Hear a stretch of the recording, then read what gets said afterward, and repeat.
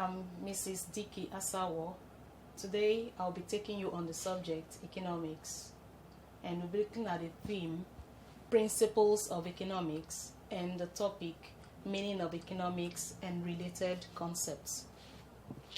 First, we'll be defining the subject economics, and so many persons have given different definitions based on the economic situation at their time.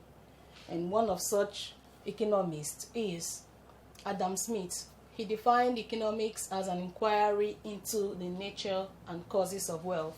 He defined economics in terms of wealth based on the economic situation in his time. Alfred Marshall defined economics in terms of business, and a more satisfactory definition was needed to cover the basic concepts of the subject economics. And Lionel Robbins's definition was taken as a more satisfactory definition. He defined the subject as a science which studies human behavior as a relationship between ends and scarce means which have alternative uses.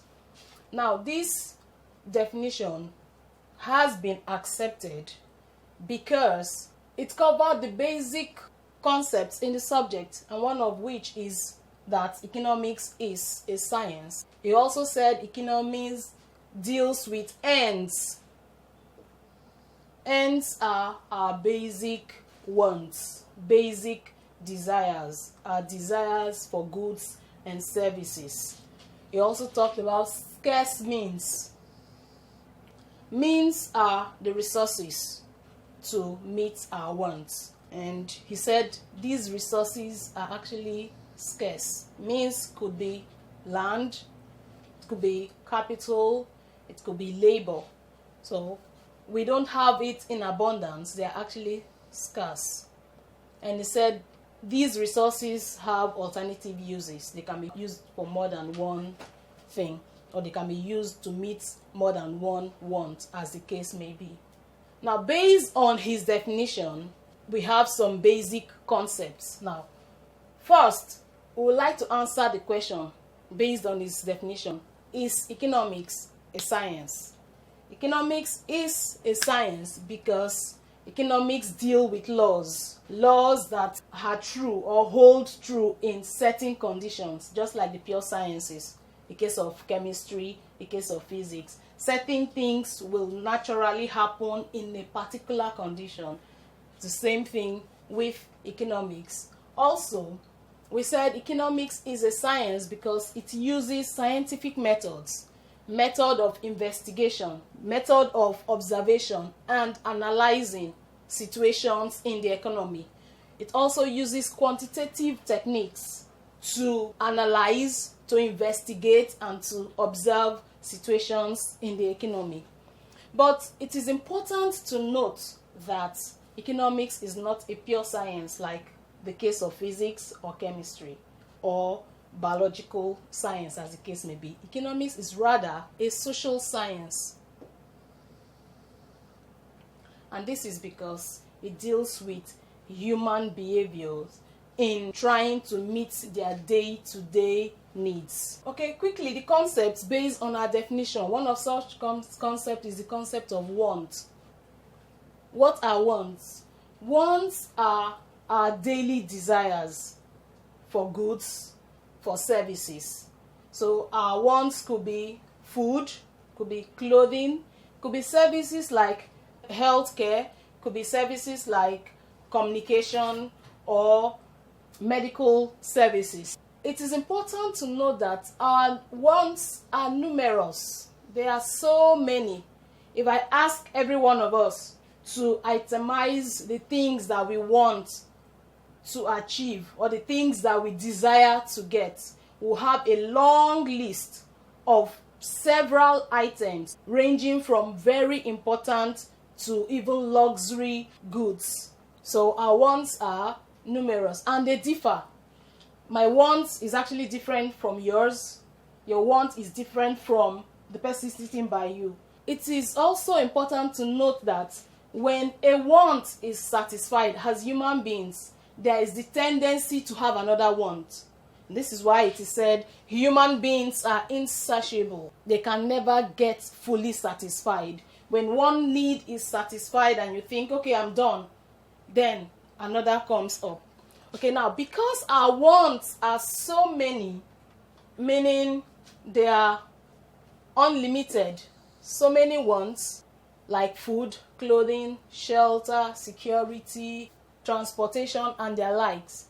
But the resources to meet our different wants are scarce. We are saddled with the concept scarcity. Scarcity simply means limited in supply, not having enough of what you want, or not having enough of resources to meet your daily needs.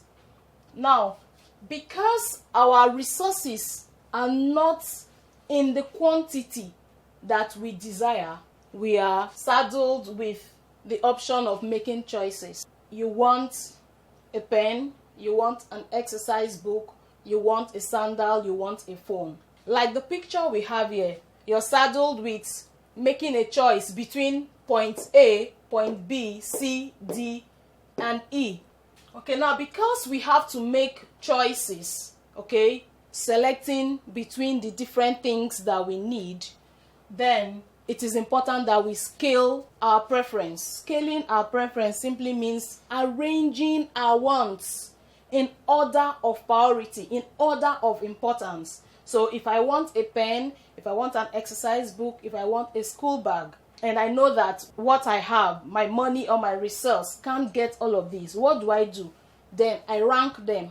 Most important should be at the top, and least important should be at the bottom. Like the case we have here, as a student, you want a phone, you want a school bag, you want a sandal. And the money you have at your disposal, probably your pocket money for the month, cannot get all of these. Let's assume an amount. You're giving 2,000 as your monthly allowance, and you need 3 of these items. But the truth is, 1 or 2 is most pressing at that particular time. Now, when you order your priorities according to their level of importance, you'll be able to make a wise choice. So, for example, this is the rank of a student. A student whose wants are these have decided to say, okay, school sandal is most important to me. I've ranked it 1. School bag is number 2, second important. And a phone is actually my 3rd priority. Now, when this is done, you'll be able to use your resources more efficiently. And once we're able to get these 2 items, and because our resource, which is our 2,000, is not adequate to meet all of these, this will be left out. Probably we'll need to save to get this some other time. Now, once this is left out, it leads us to opportunity cost. Opportunity cost simply means the alternative that is forgone. And like the case that we looked at, we've gotten this, we've gotten school bag, this we have to forgo. This becomes our opportunity cost. It simply means the item that you actually forgone because you had to get these 2 items with the resources at your disposal. Now, what this does is that it makes us to make the most of the resources at our disposal. It makes us to utilize our resources efficiently. Okay, let's look at another case study.